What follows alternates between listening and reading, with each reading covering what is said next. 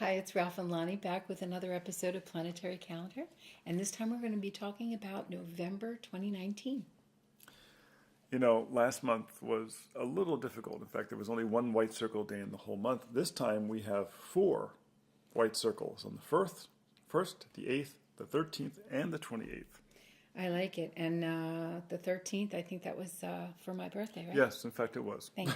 I appreciate it. In fact, we rearranged the aspects specifically for your birthday. I want to say something about that. I had a client call and say, I saw the calendar and my birthday has a black box on it. Does that mean I'm going to have a bad year for the whole year? And please, no, it's not a bad day. It's a day that might be challenging to start new things, but it's a day long. It's not the significator for the whole year. This is not a black box in your solar return. Yeah. This is not, this is an analysis that we make about a day, about whether or not it's a good day to go ahead with a new project.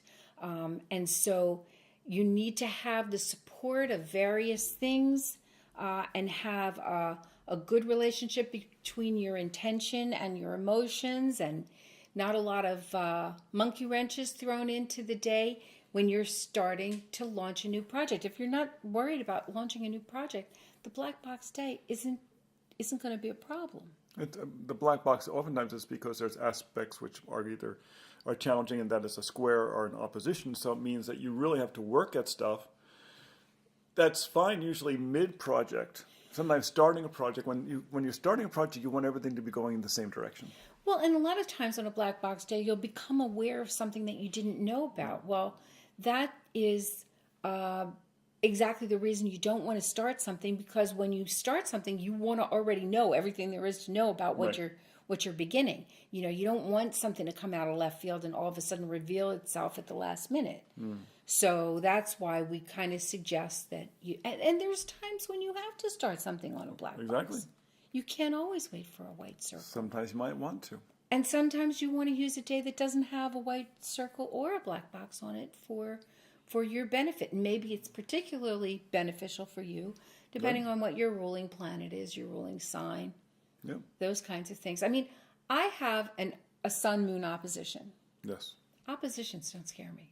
No. I think they're the greatest learning experience that there is, because it means that you have to come to a point of commonality. So I use the oppositions in a different way because it's an energy that's comfortable for me. So we can't do individual calendars for all of you out there, but these are just suggestions. Now, with that said about black box days, November 2019 doesn't have any of them. I know. Not a single one in the entire month, so you don't have to worry about it this month. Exactly. Now, what you do have to pay attention to is the fact that Mercury is retrograde all the way up until the 20th in Scorpio. So expect communications to be a little bit slowed down, a little glitchy, but, just take a little more time with it. Check everything twice, measure twice, cut once, kind of thing. That big mailing you did comes back because you forgot to put the right postage on it, Right. or your fax machine breaks down or sends it to the wrong person, or you say something and someone takes it the wrong way. Yeah. I mean, communications go a little haywire. And we've mentioned this before, but NASA reports that they have more problems with communications satellites during Mercury retrograde than any other time. So it must be true. Now, thankfully, Venus, which has been in Scorpio, obsessive Scorpio, has moved into Sagittarius on the 1st and spends, I think, a good bit of the month there. In fact, finally entering Capricorn, Sirius Capricorn on the 25th. So a good part of the month is very friendly and kind of cheerful and optimistic and social. Optimistic, really. Exactly. That's right. Outgoing. Now, one of the things that has been going on is that, all through October, Mars was in Libra, which is kind of a slightly disempowered position or introverted position for Mars. But on the 18th, Mars enters Scorpio, which is the receptive ruler of Mars. So you're going to find that from that point on, the 18th on, that physical tasks are going to get much easier. Your ability to physically get behind something and move things along is really going to improve. You're going to be less interested in other people's opinions. There's that. Well, and then when Mercury goes direct on the 20th, it's been retrograde in brooding, Scorpio, which is sort of an appropriate inward energy for Mercury, but Mercury doesn't really like to be retrograde anyway. So happily, Mercury will go direct on the 20th. But be careful about spurting out the words you were holding back on that day. Yeah, with Venus in Sagittarius, you have to watch out for the wandering eye, you might say, because it's Zeus, Sagittarius, and we always know that Zeus liked the ladies. Jupiter always liked the ladies, so you have to be a little bit aware of that. Don't watch out for letting the flirting get out of control. Well, but Venus will pull the reins back in when she goes into Capricorn on the 25th. Exactly.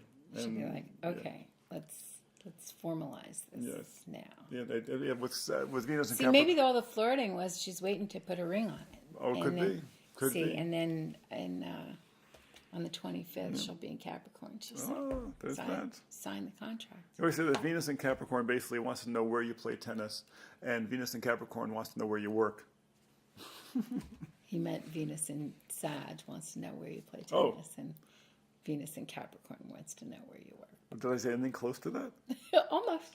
Very nearly. Good. That's great. Wonderful. Doing great. I got close.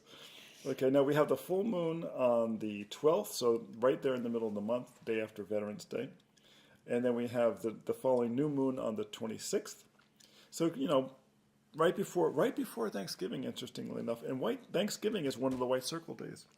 And just before Thanksgiving, Neptune will turn direct. And that's nice in and of itself. But what that means then is that the only major planet that is retrograde at that point is Uranus. Yes. And Uranus could use a little bit of the breaks. Yes, true. So, and when Neptune goes direct, one of the things it does do is it helps the economy. Neptune's a very important economy planet. I always find that so fascinating because you think about Neptune as being non-finite and, idealistic. But, of course, when idealism reigns, the markets go up. So it really is a market indicator, as Ralph was saying. Well, if you also think about when Neptune was discovered, it was the mid-1800s. Well, that was at the beginning of, right before the beginning of animation and photography and movies and that whole field of communications and sound recording that is now one of the major industries, especially here in California. I mean, it's a major industry. That ability to imagine, that ability to tell a story, that ability to share a story with a large group of people, that's a very, very powerful thing, and that's quintessentially Neptunian. So you can read this entire forecast, of course, at spaceandtime.com. You can come back and see us next time for December. And make sure you watch the Chinese New Year forecast at spaceandtime.com, which will tell you, what the year is going to be about going forward. So. If you're a subscriber, you'll get a little reminder and a link to it. And if you'd like to subscribe, drop us an email. Okay, and have a wonderful November.